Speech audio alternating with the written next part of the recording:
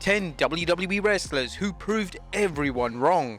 Number 10. John Cena. At WrestleMania 31, John Cena became US champion. On the surface, this was a bizarre booking move as Cena was still very much WWE's top star, so some fans felt like this was a step down for Cena to now be a mid-card champion on the Raw.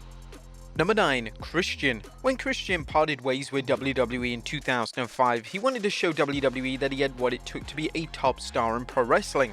Christian, shortly after his departure, signed with TNA, and what followed was phenomenal work, as Christian was instantly pushed into the main event scene and he delivered in every aspect of what was required out of a main event talent. Christian would become world champion, and this was long overdue, yet it was wonderful to see him get his flowers. Upon returning to WWE in 2009, they still needed convincing that Christian was a main event level performer.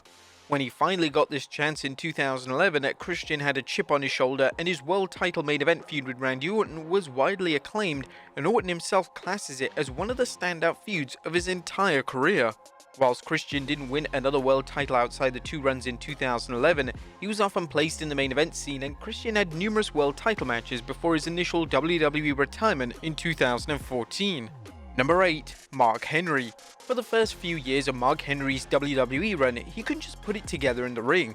Henry went between various different characters, and despite WWE pushing him numerous times up the card, each time Henry failed to catch fire, and the fans rejected him as a top star. In 2011, Henry once again turned heel, and he was set for yet another push into the main event picture. Upon this initial turn, fans were critical, which was justified as WWE and Henry had been in this position so many times with the same result. Henry managed to find the gimmick that suited him perfectly. The Hall of Pain gimmick was outstanding, and Henry went into the gimmick and the push with the mindset of proving everyone wrong and showing that he belonged. Henry's work was so good that he was even given a world title run, and to everyone's surprise, this reign was one of the more entertaining and unique reigns of the past 2 decades. Henry's Hall of Pain run established Henry as a legitimate main eventer, and although his main event and world title run was brief, it ultimately defined Henry's legacy as a talent in WWE. Number 7. The Big Show. WWE have had a love-hate relationship with The Big Show throughout the years. Within his first year in the company, Big Show won the WWE title, yet they took exception with his in-ring work and his physique, and by 2000, Big Show was sent to OVW for further conditioning. When Big Show returned, they couldn't just commit to booking Big Show in the main event. He would spend time in the hardcore division, and he would also miss WrestleMania 18. By the end of 2002, Big Show was put in a sink or swim situation. He was given the WWE title by defeating Brock Lesnar of all people, and Big Show slowly turned things around. He worked endlessly to get better in the ring, and his promo work was also vastly improved. Big Show became a constant in WWE over the next few years, and after an extended break, he would return in 2008 to embark on his most successful run to date. Big Show proved to the fans, and more importantly WWE themselves, that he was serious about being a big deal in pro wrestling, and his story is one of triumph and resilience. Number 6. LA Knight. It was decided by Vince McMahon that the best role for LA Knight on the main roster would be a managerial role. The role would completely destroy the LA Knight character, as he would now be known as Max Dupree. The gimmick was atrocious, and the fans clamored for WWE to change their minds and revert him back to the LA Knight persona everyone knew and loved. Thankfully, WWE did, and LA managed to get incredibly over and connect with the main roster crowds. LA became one of the most popular stars in wrestling in 2023, and he managed to convince WWE that he was someone they needed to invest their time and effort into.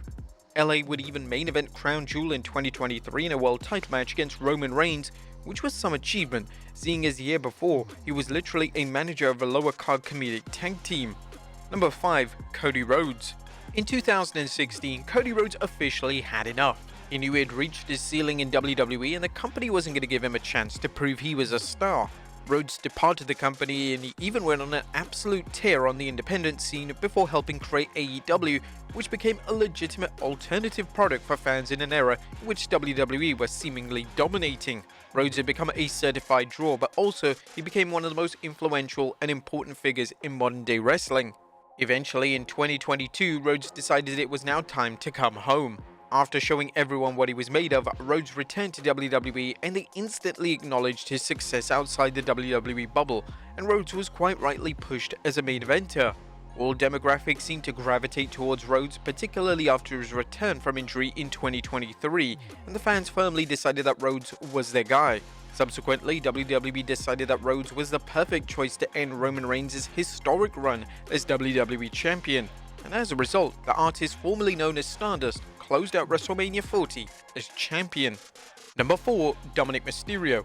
When Dominic Mysterio made his official in-ring debut in 2020, he was still very much green in terms of his in-ring work, and his character work was definitely lacking. In 2022, in a much-needed move, Mysterio turned heel on his own father, the legendary Rey Mysterio. What followed was one of the greatest character changes in WWE history. Virtually overnight, Dirty Dom became one of the most detestable heels in pro wrestling, and he seemed to find his groove almost immediately as a bad guy. Mysterio would join the Judgment Day, and his on-air partnership with Rhea Ripley has been stupendous, as they both have a riveting chemistry. They both enhanced each other's characters. Number 3. AJ Styles.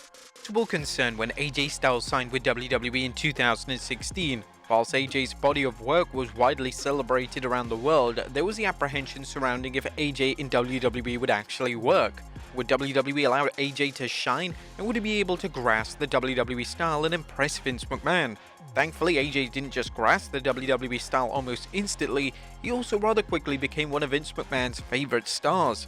AJ proved to the critics that he was going to be a significant player for the company, and in his first year in the company, he would have a WWE title reign and even defeat John Cena clean.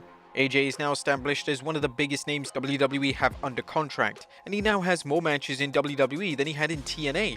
His work since 2016 has solidified his status as a future Hall of Famer, and it's an utter joy to see how AJ still performs at a top level over 2 decades after his first burst onto the scene in WCW.